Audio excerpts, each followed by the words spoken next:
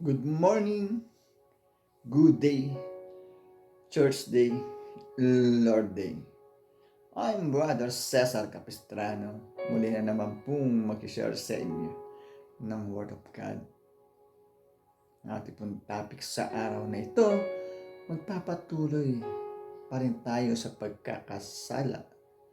Ano ba ito? Sa Biblia. Ating pong aalamin yan. Meron tayo isang talata sa araw na ito.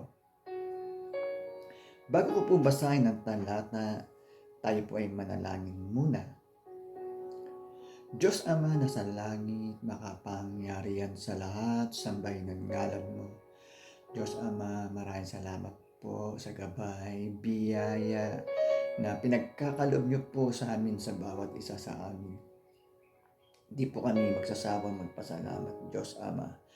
Sa muli na naman pong pagdilat ng aming mga mata ay napakalaking biyaya po ito para sa amin. Muli na naman po namin magagampanan ang aming tungkulin para sa aming sarili, tungkulin para sa aming pamilya, tungkulin para sa aming trabaho. Patawad po, Diyos Ama, kung kami po ay nagkukulang po sa inyo. Diyos Ama, kaawaan niyo po kami. Papasukin niyo po sa amin ang iyong presensya upang sa ganun po ay lubos namin maunawaan at maintindihan po ang iyong salita na buhay at makapangyarihan. Sa ngalan ng Panginoong Yesus. Amen. Brother and sister, magandang araw na naman po ng linggo. Ang ating topic, papatuloy pa rin tayo sa pagkakasala. Ano ito sa Biblia? Ating pong aalamin yan. Akin na pong babasahin ang talata ay nasa Hebreo chapter 10 verse 26 to 27. Verse 26. Kung matapos nating makilala at tanggapin ang katotohanan, ay magpapatuloy pa rin tayo sa pagkakasala. Wala nang haing maihahandog sa ikapagpapatawad ng ating mga kasalanan. 27. Wala nang natitira kundi ang nakapangingilabot na paghihintay sa darating. Ang paghuhukom at ang nagngangalit na apoy na tutupo sa mga kalaban ng Diyos. Amen, brother and sister. Napaganda po ng ating nabasa mula sa Biblia. Sa nilalaman po ng talata, dun po sa mga tao, dun po sa mga nilikha ng Diyos, na nakakilala na sa Diyos, sumusunod na sa mga kautusan, nananampalataya na may Diyos na buhay at makapangyarihan, ngunit patuloy pa rin ginagawa ang mga pagkakasala, patuloy pa rin na lumalabag sa kautusan ng Diyos. Akin pong bibigyan ng halimbawa.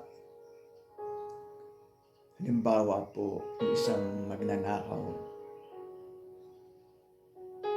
Nahuli siya ng taong kanyang ninakawan.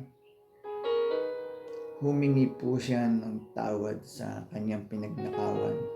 Nagmamakaawa na hindi na uulitin ang kanyang ginawa na pagnanakaw. Ngunit, inulit pa uli niya ang pagnanakaw.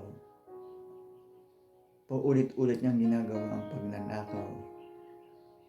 Kaya nang muli siyang nahuli ng kanyang pinagnakawan, kadahilan ng lagi niyang paulit-ulit na ninanakawan, siya po ay hindi na pinatawad. Siya po ay tuluyan ng ipinakulong, tuluyan ng ipinahuli sa barangay, tuluyan ng ipinahuli sa pulis upang makulong. dahil sa paulit-ulit niyang ginagawa na pagnanakaw. Ganon din po tayo, brother and sister, sa ating pananampalataya sa Diyos, ang mga kautusan ng Diyos na ating nilalabag, kagaya ng huwag kang mangangalunya, huwag kang makikiapid sa hindi mo asawa, huwag kang magnanakaw. Ganon din po. Hingi po tayo ng hingi ng tawad sa Diyos dahil hindi na tayo uulit sa mga pagkakasala. Ngunit patuloy pa rin natin itong ginagawa. Pinagtitibay po sa ninalaman ng talata ay wala na rin pong kapatawaran. Doon na po tayo mapupunta sa apoy, sa nangingilabot na apoy, sa nagbabagang apoy.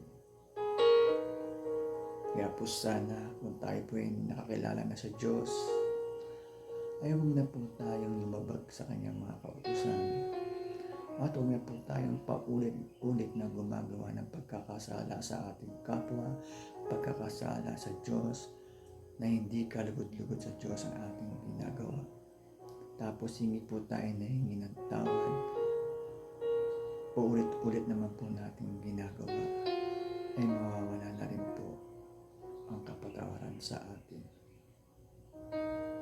Yan po ang nilalaman ng talata.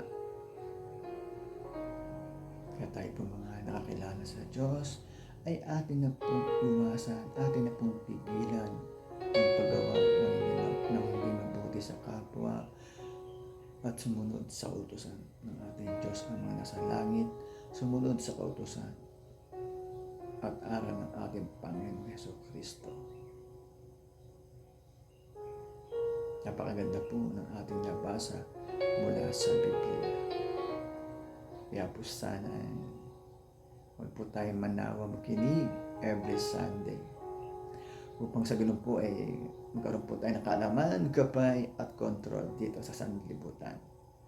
Magtatapos na po ang ating topic, tayo po yung manalangin muli. Diyos Amang nasa langit, makapangyarihan sa lahat, sambahin ang ngalan mo. Diyos Ama, maraming pong salamat. Nakapagpakinig naman po kami ng iyong salita na buhay at makapangyarihan na nagpapalakas sa aming katawan at espiritual. Diyos Ama, maraming pong salamat. Sa ngalan ng Panginoon Jesus, Amen. Brother and sister, magandang araw na naman po ng linggo.